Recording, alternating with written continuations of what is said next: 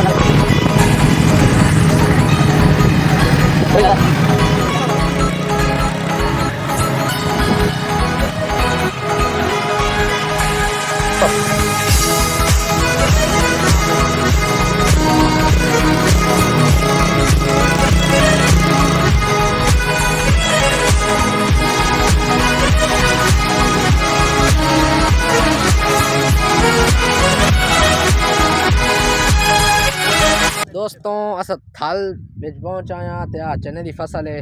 Check करो, आ इन गाड़ा पकाने वास्ते छोले जड़े ना, छोले बिचों निकले तो छोले चेक करें ना।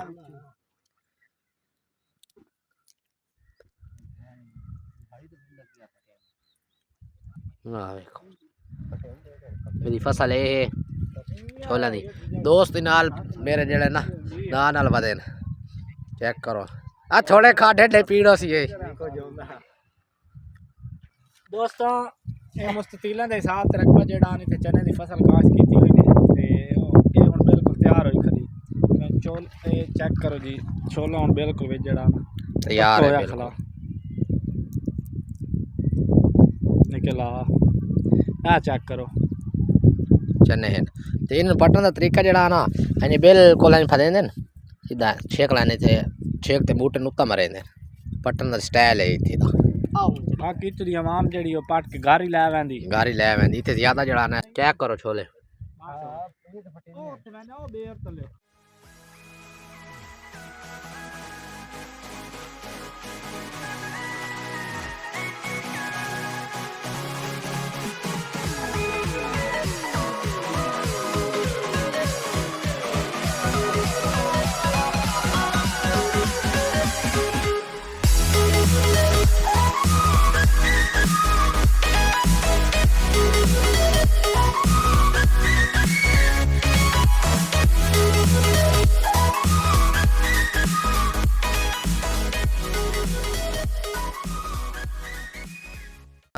ये छोले पटेंदे वादे इस वजह तो वो देखो पूरे आ रहे हैं।